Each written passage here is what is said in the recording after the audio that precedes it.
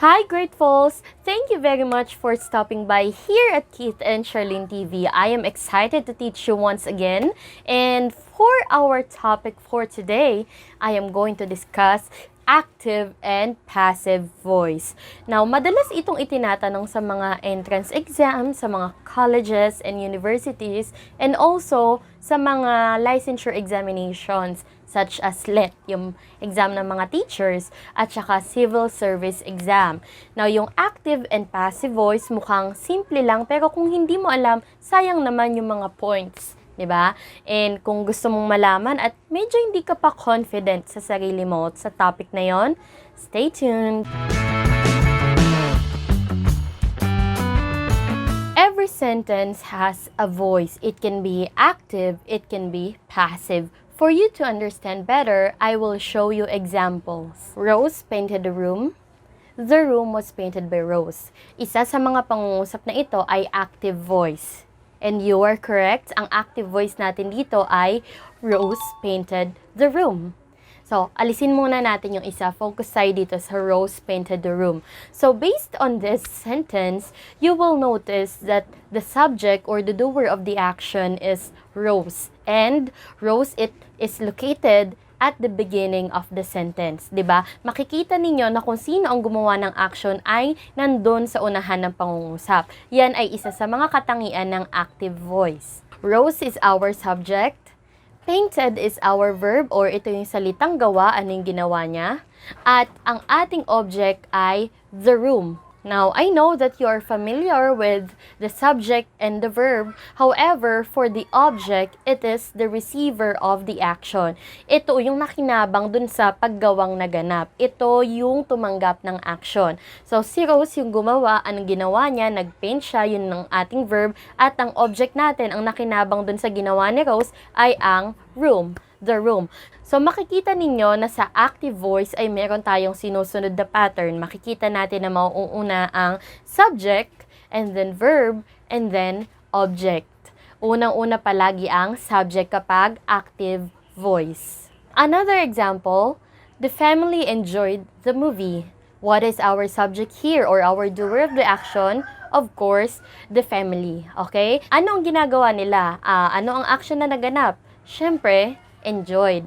And we have our subject, our verb, next is our object or the receiver of the action, kung ano yung nakinabang dun sa action o gawang naganap. Ano po ba ang nakinabang?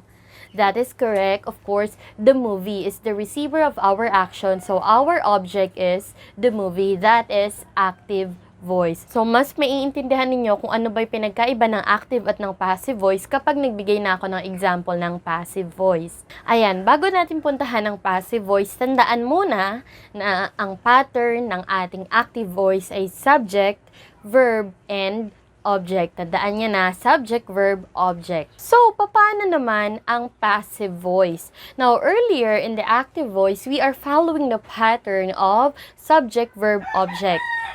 In passive voice, we will follow object, verb, and subject. So, the object will come first and the subject will come last. So, uunahin natin yung object. Kanina, ang sentence natin sa active voice ay Rose painted the room. Ang object natin dyan or ang nakinabang na action ay the room. So, kapag sa passive voice, uunahin natin yung object, yung nakinabang ng action. So, una nating ilalagay the room. Di ba nga ang pattern natin dito ay object, verb, subject. So, meron na tayong object, the room. Ano naman yung ating verb? Of course, ganun pa din, ang verb natin ay painted. So, meron na tayong the room painted. And last one, in the passive voice, the subject comes last. Ang subject natin dito ay si Rose. So, idadagdag lang natin sa dulo si Rose. Ang sentence natin ay magiging, the room painted Rose. So, parang mali, di ba? Kasi, yun, pininturahan ng room ng kwarto si Rose. So, meron tayong mga salitang idadagdag lang ng konti. So, meron na tayo dito object, verb, at subject. The room painted Rose. Tingnan ninyo, dyan sa mga blanks na yan, ay meron tayong kailangang idagdag. Okay, so, the room painted Rose. Bago natin ilagay ang ating verb sa passive voice, dapat ay magdadagdag tayo ng linking verb. So, the room, blank, painted, rose. So, ano kayang dapat ilagay natin dun sa unang blank? Ito ba I was o where? So, ang tamang sagot dyan, I was. So, the room was painted rose. So, bakit was ang ginamit? Kasi po, ang subject natin dito, ang pinag-uusapan ay si Rose, di ba? Si Rose, iisa lang siya, kaya ang ginamit natin ay was. Kasi kapag where, para yun sa plural sa dalawang tao. Alright? So, meron na tayong, the room was painted rose. So, parang ang ibig sabihin nito, pininturahan ng rosas ang kwarto. Hindi naman ganun yung gusto nating sabihin. Kaya bago ang subject natin, dadagdagan natin ng word na by. The room was painted by Rose. So, kanina sa active voice, meron tayong nauna si Rose. Rose painted the room. Meron tayong 4 na salita, di ba? Ayan. Kapag passive voice, kadalasan ay mas magiging mahaba ang ating pangungusap. So, ito ay magiging the room was painted by Rose. Ilang words na yon? The room was painted by Rose. Naging 6. Kasi ganyan nga yung characteristic, mas mahaba palagi ang passive voice kumpara sa active voice. At bago natin ilagay yung doer of the action, yung subject sa dulo, ay lalagyan natin ng salitang by, by. Okay, remember that if we are writing a passive voice sentence, we need to follow the pattern, object, verb, and subject. Alright? Object, verb, subject. Tandaan po yon. Okay, another example. The family enjoyed the movie. That is our example earlier in the active voice. Now, let us translate that into passive voice. The family, ang subject natin, enjoyed ang ating verb, and the movie is our object. Sa active voice yan. Gagawin nating passive voice. So, unahin natin ang object. The movie enjoyed ang ating verb, at ang ating subject na nasa dulo ay the family. The movie enjoyed the family. So, parang in-enjoy ng movie ang family. Mali, di ba? So, tandaan ninyo yung itinuro ko na ano ang dapat idagdag bago ang verb sa ating passive voice. That is correct. Dadagdagan po natin ng linking verb. So, the movie blank enjoyed blank the family. Alright, so anong dapat nating ilagay sa unang blank? Was o where? Ang tamang sagot ay was kasi ang family na pinag-uusapan natin dito ay singular lang, isa lang, was kasi ang ginagamit natin kapag isa lang. The movie was enjoyed at anong idadagdag natin bago mag-doer of the action, bago mag-subject kapag passive voice? That's correct, we will use the word by. So, magiging, the movie was enjoyed by the family. So, ito yung ating passive voice na nagmula dun sa active voice natin kanina na the family enjoyed the movie. Kapag ginawang passive voice, magiging, the movie was enjoyed by the family. Alright, grateful. Kung may natutuhan ka na, I will really appreciate if you will consider subscribing and hitting the notification bell so you will stay updated whenever we upload English tutorial lessons. So, subscribe na! Ano pang hinihintay? Subscribe na! What are you waiting for? Subscribe now. Sige, para dun sa mga nalilito pa, here are more examples. Famous vloggers organized a feeding program. Ito ba ay active or passive voice? So, tandaan ninyo, meron tayong 2 palatandaan para malaman kung ito ay active o passive voice.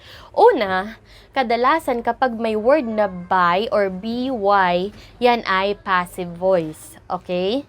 Pangalawa, kapag nauna ang subject, nauna yung doer of the action, ang voice na yan ay active kapag nauna siya. Okay? So, dito, famous vloggers organized a feeding program. So, sino ang doer of the action? Sino ang ating subject? Of course, the vloggers. And where part of the sentence it is located, diba, at the beginning. So, dahil nasa unahan ng subject natin, ito ba ay active o passive voice? That is correct. It is active voice. So, famous vloggers, ito ang ating subject. At ano yung verb natin? Okay, ang verb natin ay organized. And then, ang ating object ay feeding program. So, famous vloggers organized a feeding program. It followed the pattern, subject, verb, and object. So, paano natin gagawin yang passive voice. Uunahin natin, alalahanin ang pattern na object, verb, at subject. So, unahin natin ilagay yung object, lipat natin sa unahan. A feeding program. Tapos, sunod ay organized ang ating verb. At ihuhuli natin ang ating subject na famous vloggers. Okay? So, a feeding program, organized, famous vloggers. Di ba parang kulang yung pangungusap natin? So, sana naalala ninyo na bago mag-verb ay meron tayong kailangang idagdag na linking verb. Now, in this case, ano yung dapat idagdag natin? Was o were? Ang tamang sagot ay was kasi isa lang ang pinag-uusapan natin na feeding program kaya isa lang was.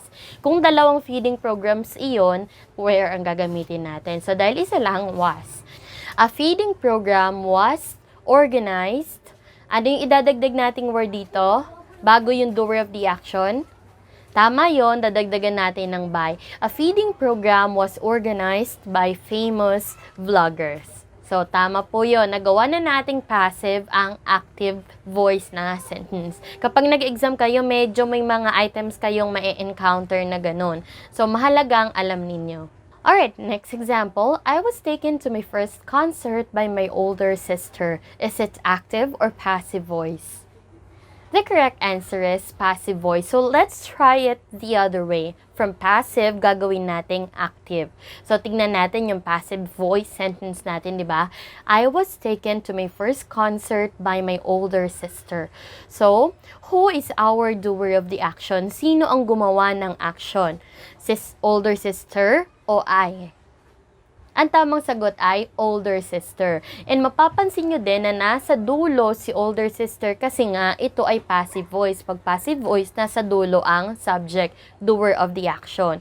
So, ibig sabihin, ang nasa unahan natin ay object. Ay, ako yung nakinabang dun sa ginawa ni older sister. Okay? So, magiging, ang pattern nga natin dito ay object, verb, and subject.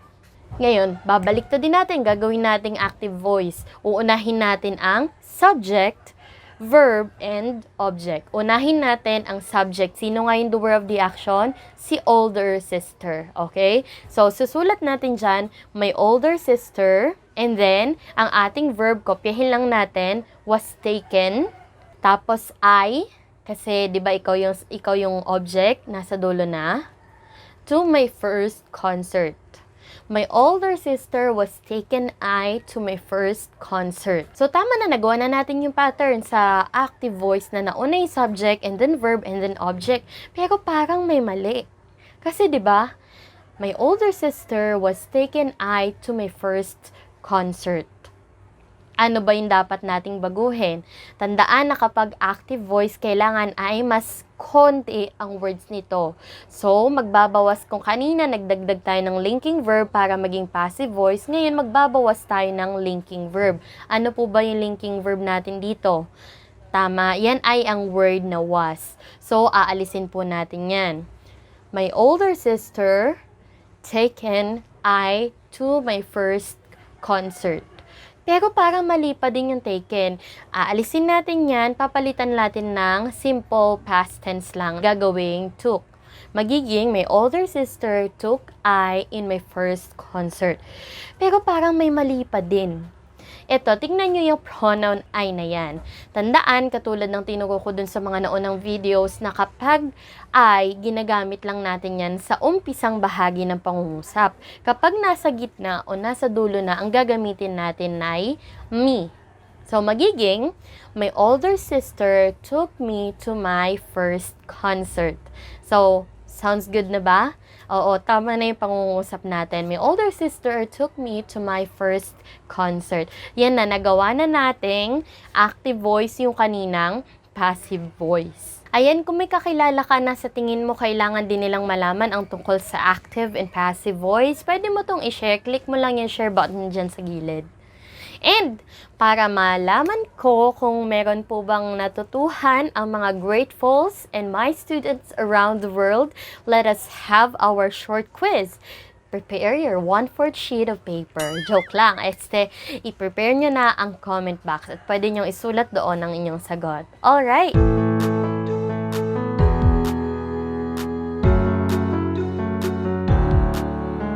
I will give you 10 seconds for each item, and if you need more time, you can pause the video if you'd like. Number 1. Choose the correct verb to be used. The cake blank by the baker himself. A is delivered, B delivered, C is delivering, D delivers.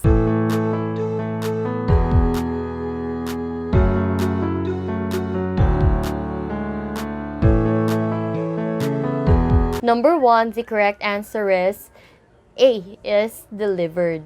Number 2, she milks her cow twice a day. Paano natin to gagawing passive voice? Letter A, twice a day she milks her cow. Letter B, the cow of hers was milked twice a day. Letter C, she cow milking twice a day. Letter D, her cow is milked twice a day.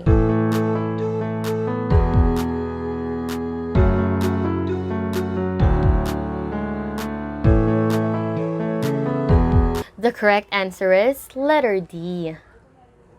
Next one. Let us convert the following into passive voice. Now, siguro kailangan mo mag-pause dito. I-flash ko ang sentence natin at gagawin mong passive voice, okay? Number 3. The students organized a Christmas party. The students organized a Christmas party. Tandaan, ang ating pattern for a passive voice ay object, verb, at subject. Dadagdagan mo lang ng linking verb at dadagdagan mo lang ng word na by. Go ahead!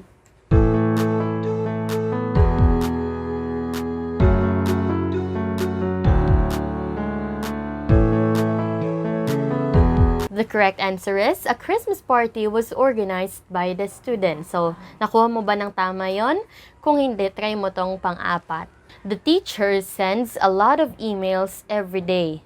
Passive voice, object, verb, subject.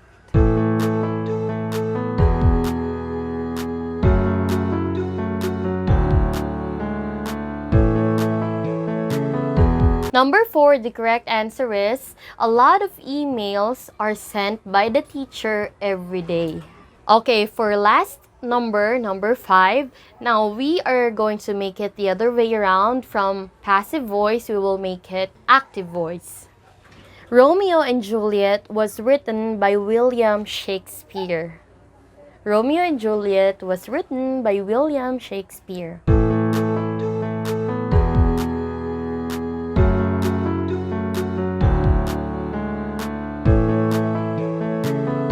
The correct answer is, William Shakespeare wrote Romeo and Juliet.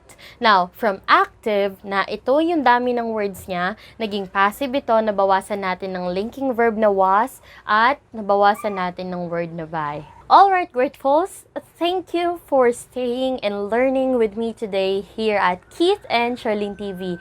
I hope to see you again to my next video, and that's all for today. You have a good day. Bye-bye. 1, 2, 3, let's go! Kid and Charlene TV.